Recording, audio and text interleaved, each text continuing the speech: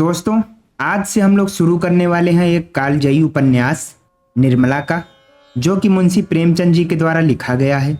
और ये उपन्यास आज तक पढ़े जाने वाले प्रसिद्ध उपन्यासों में से एक है। तो चलिए शुरू करते हैं। यूं तो बाबू उदय भानुलाल के परिवार में 20 ही प्राणी थे। कोई ममेरा भाई था, कोई फुफेरा, कोई भांजा था तो कोई भतीजा। लेकिन यहाँ हमें उनसे कोई प्रयोजन नहीं। वह अच्छे वकील थे, लक्ष्मी प्रसन्न थी और कुटुंब के दरिद्र प्राणियों को आश्रय देना उनका कर्तव्य ही था। हमारा संबंध तो केवल उनकी 2 कन्याओं से है, जिनमें बड़ी का नाम निर्मला और छोटी का कृष्णा था। अभी कल दोनों साथ साथ गुड़िया खेलती थी। निर्मला का 15वां साल था, कृष्णा का 10वां। फिर भी उनके स्वभाव में कोई विशेष अंतर न था। दोनों चंचल, खिलाड़िन और सैर तमाशे पर जान देती थीं। दोनों गुड़िया का धूमधाम से ब्याह करती थीं, सदा काम से जी चुराती थीं। माँ पुकारती रहती थी, पर दोनों कोठे पर छिपी बैठी रहती थी कि न जाने किस काम के लिए बुलाती हैं। दोनों अपने भाइयों से लड़ती थीं, नौकरों को डांटती थीं और बाजे की आवाज सुनते ही द्वार पर आकर खड़ी हो जाती थीं। पर आज एकाएक एक ऐसी बात हो गई है जिसने बड़ी को बड़ी और छोटी को छोटी बना दिया है। कृष्णा वही है, पर निर्मला बड़ी गंभीर, एकांत प्रिय और लज्जाशील हो गई है। इधर महीनों से बाबू उदय भानुलाल निर्मला के विवाह की बातचीत कर रहे थे। आज उनकी मेहनत ठिकाने लगी है। बाबू भालचंद्र सिन्हा के ज्येष्ठ पुत्र भुवन मोहन सिन्हा से बात पक्की हो गई है। वर के पिता ने कह दिया है कि आपकी खुशी ही, दहेज दें या न दें, मुझे इसकी परवाह नहीं। हाँ, बारात में जो लोग जाएं उनका आदर सत्कार अच्छी तरह होना चाहिए, जिसमें मेरी और आपकी जगह हंसाई न हो। बाबू उदय भानुलाल ये तो वकील, पर संचय करना नहीं जानते थे। दहेज उनके सामने कठिन समस्या थी। इसलिए जब वर के पिता ने स्वयं कह दिया कि मुझे दहेज की परवाह नहीं, तो मानो उन्हें आंखें मिल गईं। डरते थे, न जाने किस किस के सामने हाथ फैलाना पड़े। 2-3 महाजनों को ठीक कर रखा था। उनका अनुमान था कि हाथ रोकने पर भी 20,000 से कम खर्च न होंगे। यह आश्वासन पाकर वे खुशी के मारे फूले न समाये। इसकी सूचना ने अज्ञान बालिका को मुंह ढांप कर एक कोने में बिठा रखा है। उसके हृदय में एक विचित्र शंका समा गई है। रोम रोम में एक अज्ञात भय का संचार हो गया है। न जाने क्या होगा। उसके मन में वे उमंगें नहीं हैं जो युवतियों की आंखों में तिरछी चितवन बनकर, ओठों पर मधुर हास्य बनकर और अंगों में आलस्य बनकर प्रकट होती हैं। नहीं, वहां अभिलाषाएं नहीं हैं। वहां केवल शंकाएं, चिंताएं और भीरु कल्पनाएं हैं।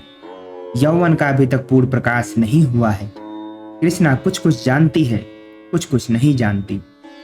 जानती है बहन को अच्छे अच्छे गहने मिलेंगे, द्वार पर बाजे बजेंगे, मेहमान आएंगे, नाच होगा।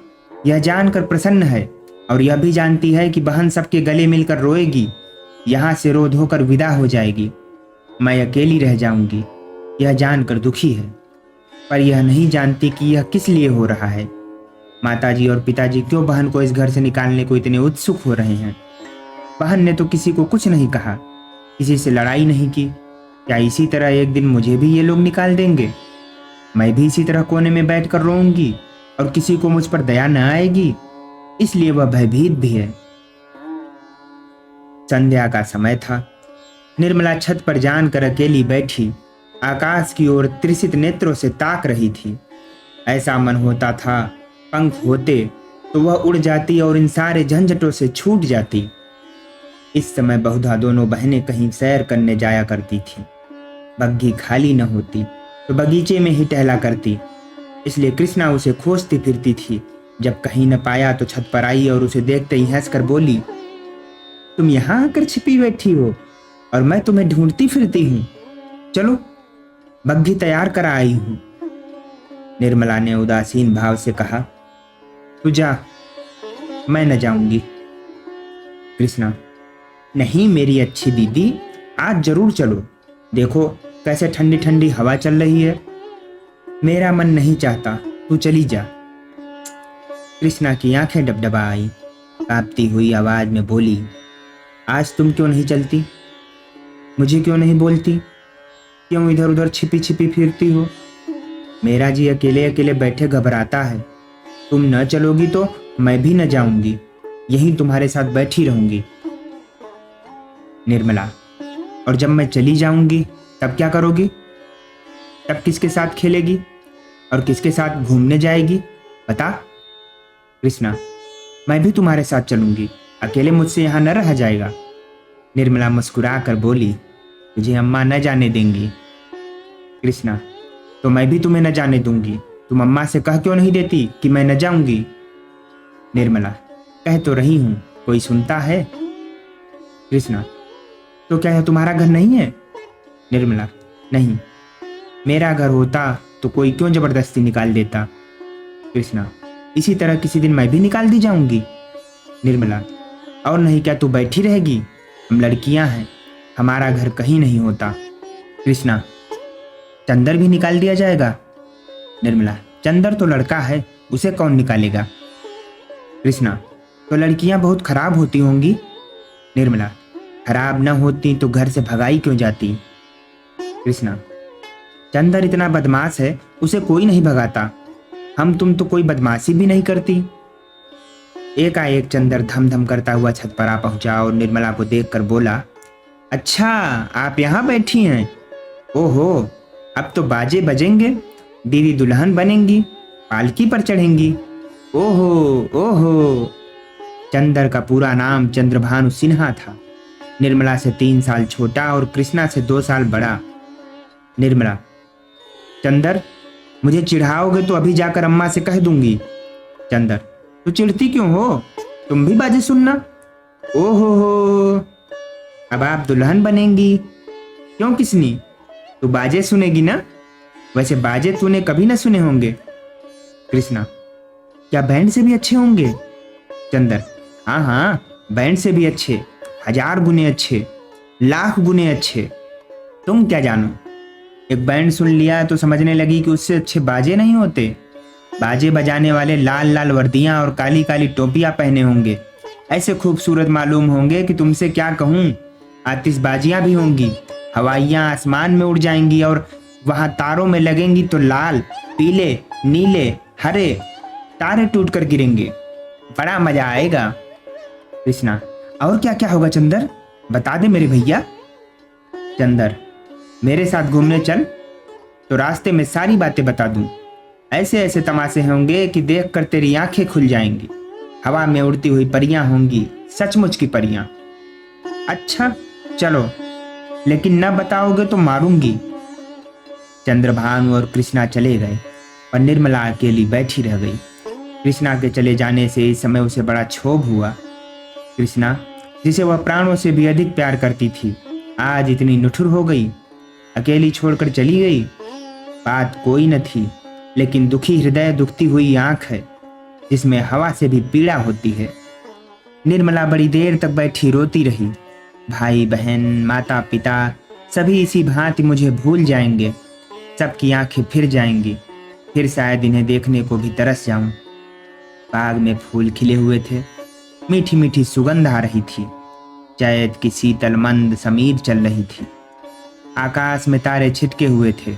निर्मला इन्हीं शोकमय विचारों में पड़ी पड़ी सो गई और आंख लगते ही उसका मन स्वप्न देश में विचरने लगा।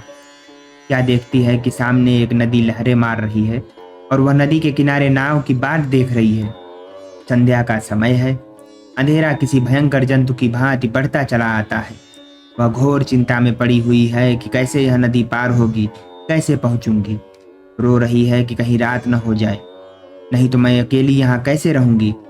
एकाएक उसे एक सुंदर नौका घाट की ओर आती दिखाई देती है।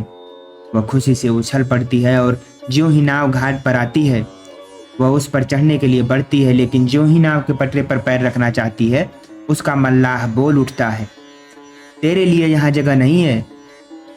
वह मल्लाह की खुशामद करती है, उसके पैरों पड़ती है, रोती है, लेकिन वह यह कहे जाता है, तेरे लिए यहाँ जगह नहीं है।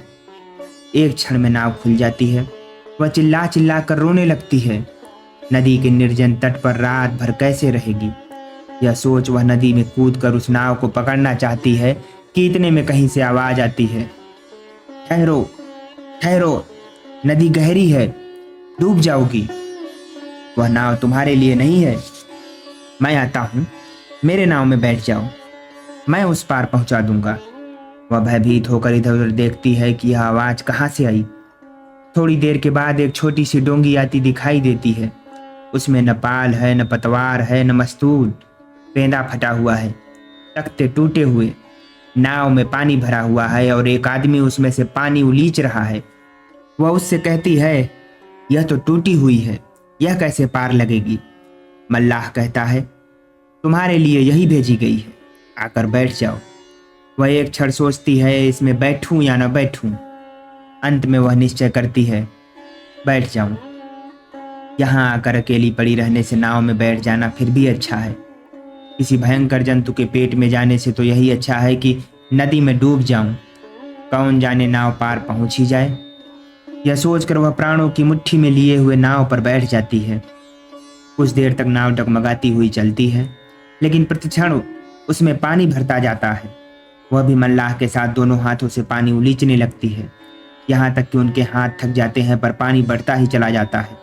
आखिर नाव चक्कर खाने लगती है। मालूम होती है अब डूबी, अब डूबी। तब वह किसी अदृश्य सहारे के लिए दोनों हाथ फैलाती है। नाव नीचे जाती है और उसके पैर उखड़ जाते हैं। वह जोर से चिल्लाई और चिल्लाते ही उसकी आंखें खुल गईं। देखा तो माता सामने खड़ी उसका कंधा पकड़कर हिला रही थी। बाबू उदय भानु का मकान बाजार बना हुआ है। बरामदे में सुनार के हथौड़े और कमरे में दर्जी की सुइयां चल रही हैं। सामने नीम के नीचे बढ़ई चारपाइयां बना रहा है। अप्रैल में हलवाई के लिए भट्ठा खोदा गया है। मेहमानों के लिए अलग एक मकान ठीक किया गया है। यह प्रबंध किया जा रहा है कि हर एक मेहमान के लिए एक एक चारपाई, एक एक कुर्सी और एक एक मेज हो। हर 3 मेहमानों के लिए एक एक कहार रखने की तजवीज हो रही है। अभी बारात आने में 1 महीने की देर है, लेकिन तैयारियां अभी से हो रही हैं। बारातियों का ऐसा सत्कार किया जाए कि किसी को जबान हिलाने का मौका न मिले। वे लोग भी याद करें कि किसी के यहाँ बारात में गए थे। पूरा मकान बर्तनों से भरा हुआ है। चाय के सेट हैं, नाश्ते की तस्तरियां, थाल, लोटे, गिलास। जो लोग नित्य खाट पर पड़े हुक्का पीते रहते थे, बड़ी तत्परता से काम में लगे हुए हैं। अपनी उपयोगिता सिद्ध करने का ऐसा अच्छा अवसर उन्हें फिर बहुत दिनों के बाद मिलेगा। जहां एक आदमी को जाना जाता है, 5 दौड़ते हैं। काम कम होता है, हुल्लड़ अधिक। जरा जरा सी बात पर घंटों तर्क वितर्क होता है और अंत में वकील साहब को आकर निर्णय करना पड़ता है। एक कहता है यह घी खराब है, दूसरा कहता है इससे अच्छा बाजार में मिल जाए तो टांग की राह से निकल जाऊं, तीसरा कहता है इसमें तो हीक आती है, चौथा कहता है तुम्हारी नाक ही सड़ गई है, तुम क्या जानो घी किसे कहते हैं। जब से यहाँ आए हो घी मिलने लगा है, नहीं तो घी के दर्शन भी न होते थे। इस पर तकरार बढ़ जाती है और वकील साहब को झगड़ा चुकाना होता है। रात के 9 बजे थे। उदय भानुलाल अंदर बैठे हुए खर्च का तखमीना लगा रहे थे। वह प्रायः रोज की तखमीना लगाते थे, पर रोज ही उसमें कुछ न कुछ परिवर्तन और परिवर्धन करना पड़ता था। सामने कल्याणी भौं सिकोड़े हुए खड़ी थी। बाबू साहब ने बड़ी देर के बाद सिर उठाया और बोले, 10,000 से कम नहीं होता, बल्कि शायद और बढ़ जाए। कल्याणी, 10 दिन में 5 से 10,000 हुए, 1 महीने में तो शायद 1,09,000 बता जाए। उदय भान, क्या करूं, जग हंसाई भी तो अच्छी नहीं लगती। कोई शिकायत हुई तो लोग कहेंगे नाम बड़े और दर्शन थोड़े। फिर जब वह मुझसे दहेज 1 पाई नहीं लेते तो मेरा भी कर्तव्य है कि मेहमानों के आदर सत्कार में कोई बात उठा न रखूं। कल्याणी, जब से ब्रह्मा ने सृष्टि रची तब से आज तक कभी बारातियों को कोई प्रसन्न नहीं रख सकता। उन्हें दोष निकालने और निंदा करने का कोई न कोई अवसर मिल ही जाता है। जिसे अपने घर सूखी रोटियां भी मयस्सर नहीं, वह भी बारात में जाकर तानाशाह बन बैठता है। तेल खुशबूदार नहीं, साबुन टके शेर का जाने कहाँ से बटोर लाए। कहार बात नहीं सुनते, लालटेनें धुआं देती हैं, कुर्सियों में खटमल है, चारपाइयाँ ढीली हैं, जनवासे की जगह हवादार नहीं। ऐसी ऐसी हजारों शिकायतें होती रहती हैं। उन्हें आप कहाँ तक रोकिएगा। अगर यह भी मौका न मिला तो कोई और ऐब निकाल लिए जाएंगे। भाई, यह तेल तो रंडियों के लगाने जाने लायक है, हमें तो सादा तेल चाहिए। जनाब ने यह साबुन नहीं भेजा है, अपनी अमीरी की शान दिखाई है, मानो हमने साबुन देखा ही नहीं। ये कहार नहीं यमदूत हैं, जब देखिए सिर पर सवार। लालटेनें ऐसी भेजी हैं कि आंखें चमकने लगती हैं। अगर 10-5 दिन इस रोशनी में बैठना पड़े तो आंखें फूट जाएं। जनवासा क्या है, अभागे का भाग्य है जिस पर चारों तरफ से झोंके आते रहते हैं। मैं तो फिर यही कहूंगी कि बारातियों के नखरों का विचार ही छोड़ दो। उदयभान, तो आखिर तुम मुझे क्या करने को कहती हो? कल्याणी, कह तो रही हूं, पक्का इरादा कर लो कि मैं 5,000 से एक अधिक खर्च न करूंगा। घर में तो टका है नहीं, कर्ज ही का भरोसा ठहरा, तो इतना कर्ज क्यों लें कि जिंदगी में अदा न हो। आखिर मेरे और बच्चे भी तो हैं, उनके लिए भी तो कुछ चाहिए। उदयभान, तो आज मैं मरा जाता हूं। कल्याणी, जीने मरने का हाल कोई नहीं जानता। उदयभान, तो तुम बैठी यही मनाया करती हो। कल्याणी, इसमें बिगड़ने की तो कोई बात नहीं, मरना एक दिन सभी को है, कोई यहाँ अमर होकर थोड़ी आया है। ये बंद कर लेने से तो होने वाली बात न टलेगी। रोज आंखों देखती हूँ, बाप का देहांत हो जाता है, उसके बच्चे गली गली ठोकरे खाते फिरते हैं। आदमी ऐसा काम ही क्यों करे? उदयभान ने जलकर कहा, जो अब समझ लूं कि मेरे मरने के दिन निकट आ गए, यही तुम्हारी भविष्यवाणी है। सुहाग से स्त्रियों का जी उबते नहीं सुना था, आज यह नई बात मालूम हुई। रंडापे में भी कोई सुख होगा ही। कल्याणी, तुमसे दुनिया की कोई भी बात कही जाती है तो जहर उगलने लगते हो, इसलिए न कि जानते हो इसे कहीं टिकना नहीं है। मेरी ही रोटियों पर पड़ी हुई है या और कुछ। जहां कोई बात कही बस सिर हो गए, मानो मैं घर की लौंडी हूं। मेरा केवल रोटी और कपड़े का नाता है। जितना ही मैं दबती हूं तुम और भी दबाते हो। मुफ्तखोर माल उड़ाए कोई मुंह न खोले, शराब कबाब में रुपए लुटे कोई जबान न हिलाए। वे सारे कांटे मेरे बच्चों ही के लिए तो बोए जा रहे हैं। उदयभान, तो मैं क्या तुम्हारा गुलाम हूं? कल्याणी, तो क्या मैं तुम्हारी लौंडी हूं? उदयभान, ऐसे मर्द और होंगे जो औरतों के इशारों पर नाचते हैं। कल्याणी, तो ऐसी स्त्रियां भी होंगी जो मर्दों की जूतियां सहा करती हैं। उदयभान, मैं कमा कर लाता हूं, जैसे चाहूं खर्च कर सकता हूं, किसी को बोलने का अधिकार नहीं। कल्याणी, तो आप अपना घर संभालिए, ऐसे घर को मेरा दूर ही से सलाम, जहां मेरी कोई पूछ नहीं। घर में तुम्हारा जितना अधिकार है उतना ही मेरा भी, इससे जौ भर भी कम नहीं। अगर तुम अपने मन के राजा हो तो मैं भी अपने मन की रानी हूं।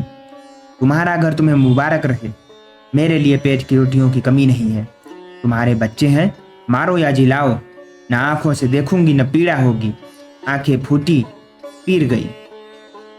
उदयभान, क्या तुम समझती हो कि तुम न संभालोगी तो मेरा घर ही नहीं संभलेगा? मैं अकेले ऐसे ऐसे 10 घर संभाल सकता हूं। कल्याणी, कौन? अगर आज के महीने दिन मिट्टी में न मिल जाए तो कहना कोई कहती थी। यह कहते कहते कल्याणी का चेहरा तमतमा उठा। वह झमक कर उठी और कमरे के द्वार की ओर चली। वकील साहब मुकदमे में तो खूब मीन मेख निकालते थे, लेकिन स्त्रियों के स्वभाव का उन्हें कुछ यूं ही सा ज्ञान था। यही एक ऐसी विद्या है जिसमें आदमी बूढ़ा होने पर भी कोरा रह जाता है। अगर वे अब भी नरम पड़ जाते और कल्याणी का हाथ पकड़कर बिठा लेते तो शायद वह रुक जाती, लेकिन आपसे यह तो हो न सका। उल्टे चलते चलते एक और चरका दिया। बोले, मैके का घमंड होगा। कल्याणी ने द्वार पर रुककर पति की ओर लाल लाल नेत्रों से देखा और बिफर कर बोली, मैके वाले मेरे तकदीर के साथी नहीं हैं, और न मैं इतनी नीच हूं कि उनकी रोटियों पर जा पड़ूं। उदयभान, तब कहाँ जा रही हो? कल्याणी, तुम यह पूछने वाले कौन होते हो? ईश्वर की सृष्टि में असंख्य पापियों के लिए जगह है, क्या मेरे ही लिए जगह नहीं? यह कहकर कल्याणी कमरे के बाहर निकल गई। आंगन में आकर उसने एक बार आकाश की ओर देखा, मानो तारागण को साक्षी दे रही है कि मैं इस घर में कितनी निर्दयता से निकाली जा रही हूँ। रात के 11 बज गए थे। घर में सन्नाटा छा गया था। दोनों बेटों की चारपाई उसी के कमरे में रहती थी। वह अपने कमरे में आई, देखा चंद्रभानु सोया है। सबसे छोटा सूर्यभानु चारपाई पर उठ बैठा है। माता को देखते ही वह बोला, तुम कहाँ गई थी अम्मा? कल्याणी दूर से ही खड़े खड़े बोली, कहीं तो नहीं बेटा, तुम्हारे बाबूजी के पास गई थी। सूर्य, तुम तली गई? मुझे अकेले डर लगता था। तुम क्यों तली गई थी, बताऊं? यह कहकर बच्चे ने गोद में चढ़ने के लिए दोनों हाथ फैला दिए। कल्याणी अब अपने को न रोक सकी। मातृ स्नेह के सुधा प्रवाह से उसका संतप्त हृदय परिप्लावित हो गया। हृदय के कोमल पौधों जो क्रोध के ताप से मुरझा गए थे फिर हरे हो गए, आंखें सजल हो गईं।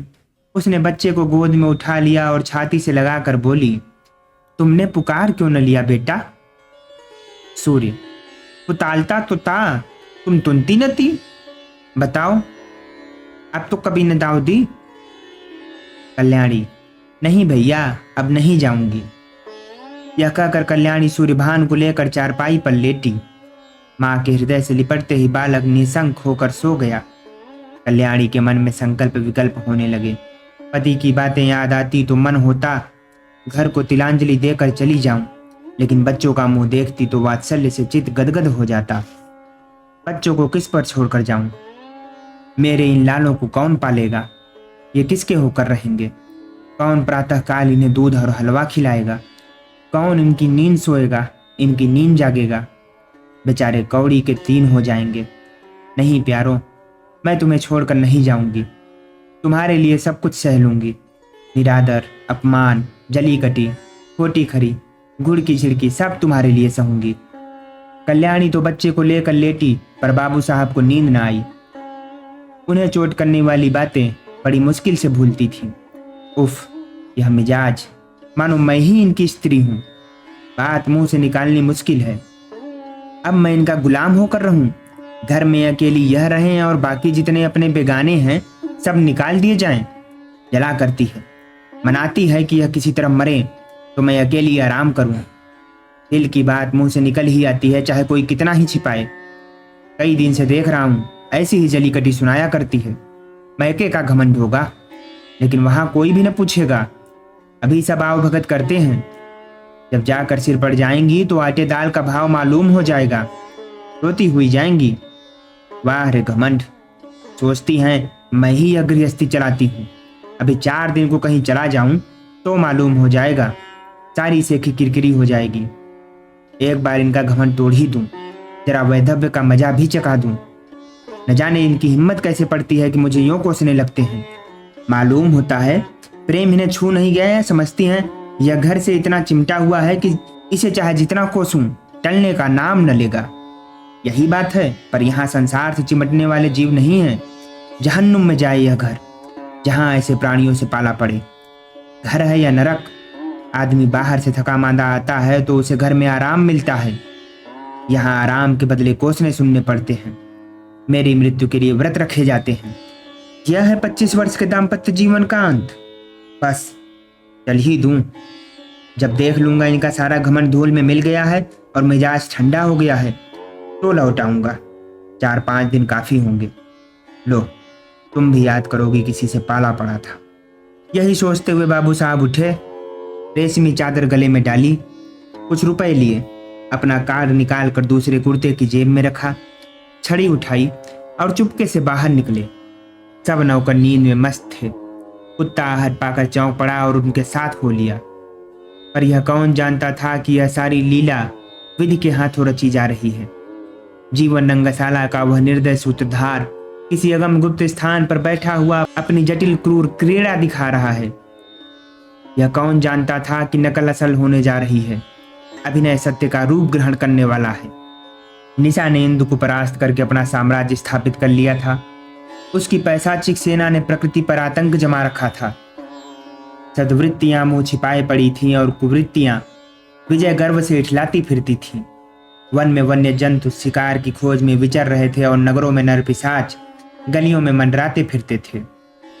बाबू उदय भानुलाल लपके हुए गंगा की ओर चले जा रहे थे। उन्होंने अपना कुर्ता घाट के किनारे रखकर 5 दिन के लिए मिर्जापुर चले जाने का निश्चय किया था। उनके कपड़े देखकर लोगों को डूब जाने का विश्वास हो जाएगा। कार्ड कुर्ते की जेब में था, पता लगाने में भी कोई दिक्कत न हो सकती थी। दम के दम में सारे शहर में खबर मशहूर हो जाएगी। 8 बजते बजते तो मेरे द्वार पर सारा शहर जमा हो जाएगा। तब देखूं देवी जी क्या करती हैं। यही सोचते हुए बाबू साहब गलियों में चले जा रहे थे। ऐसा उन्हें अपने पीछे किसी दूसरे आदमी के आने की आहट मिली। समझे कोई होगा। आगे बढ़े, लेकिन जिस गली में वह मुड़ते उसी तरफ यह आदमी भी मुड़ता था। तब बाबू साहब को आशंका हुई कि यह आदमी मेरा पीछा कर रहा है। ऐसा आभास हुआ कि इसकी नीयत साफ नहीं है। उन्होंने तुरंत जेबी लालटेन निकाली और उसके प्रकाश में उस आदमी को देखा। एक वरिष्ठ मनुष्य कंधे पर लाठी रखे चला आता था। बाबू साहब उसे देखते ही चौंक पड़े। यह शहर का छटा हुआ बदमाश था। 3 साल पहले उस पर डाके का अभियोग चला था। उदय भानु ने उस मुकदमे में सरकार की ओर से पैरवी की थी और इस बदमाश को 3 साल की सजा दिलाई थी। तभी से वह इनके खून का प्यासा हो रहा था। कल ही वह छूट कर आया था। आज दैवात साहब अकेले रात को दिखाई दिए तो उसने सोचा यह इनसे दाव चुकाने का अच्छा मौका है। ऐसा मौका शायद ही फिर कभी मिले। तुरंत पीछे हो लिया और वार करने की घात में ही था कि बाबू साहब ने जेबी लालटेन जलाई। बदमाश जरा ठिठक कर बोला, क्यों बाबूजी, पहचानते हो? मैं हूं मतई। बाबू साहब ने डपट कर कहा, तुम मेरे पीछे क्यों आ रहे हो? मतई, क्यों? किसी को रास्ता चलने की मनाही है? यह गली तुम्हारे बाप की है? बाबू साहब जवानी में कुश्ती लड़े थे। अब भी हष्टपुष्ट आदमी थे, दिल के भी कच्चे न थे। छड़ी संभाल कर बोले, अभी शायद मन नहीं भरा, अब किस 7 साल को जाओगे? बताइए, मैं 7 साल को जाऊंगा या 14 साल को, पर तुम्हें जिंदा न छोड़ूंगा। हाँ, अगर तुम मेरे पैरों पर गिरकर कसम खाओ कि अब किसी को सजा न कराऊंगा तो छोड़ दूं। बोलो, मंजूर है? उदय भान, तेरी सामत तो नहीं आई? मतई, सामत मेरी नहीं तुम्हारी आई है। बोलो, खाते हो कसम? 1। उदय भान, तुम हटते हो कि मैं पुलिसमैन को बुलाऊं? मतई, 2। उदय भान गरज कर, हट जा बदमाश सामने से। मतई, 3। मुंह से 3 शब्द निकलते ही बाबू साहब के सिर पर लाठी का ऐसा तुला हाथ पड़ा कि वह अचेत होकर जमीन पर गिर पड़े। मुंह से केवल इतना ही निकला, हाय, मार डाला। मतई ने समीप आकर देखा तो सिर फट गया था और खून की धार निकल रही थी। नाड़ी का कहीं पता न था। समझ गया कि काम तमाम हो गया। उसने कलाई से सोने की घड़ी खोल ली, कुर्ते से सोने के बटन निकाल लिए, उंगली से अंगूठी उतारी और अपनी राह चला गया, मानो कुछ हुआ ही नहीं। हाँ, इतनी दया की कि लाश रास्ते से घसीट कर किनारे डाल दी। हाय, बेचारे क्या सोचकर चले थे, क्या हो गया? जीवन तुमसे ज्यादा आसार भी दुनिया में कोई वस्तु है? क्या वह उस दीपक की भांति ही क्षणभंगुर नहीं है जो हवा के एक झोंके में बुझ जाता है? पानी के एक बुलबुले को देखते हो लेकिन उसे टूटते भी कुछ देर लगती है। जीवन में उतना सार भी नहीं, सांस का भरोसा ही क्या। और इसी नश्वरता पर हम अभिलाषाओं के कितने विशाल भवन बनाते हैं। नहीं जानते नीचे जाने वाली सांस ऊपर आएगी या नहीं, पर सोचते इतनी दूर की हैं कि मानो हम अमर हैं। दोस्तों, फिलहाल इस उपन्यास को अभी यहीं पर रोकते हैं। अगले आने वाले भागों के लिए हमारे चैनल के साथ जुड़े रहिए, हमें सब्सक्राइब करिए और वीडियो को शेयर भी कर दीजिएगा। आपका बहुत बहुत धन्यवाद।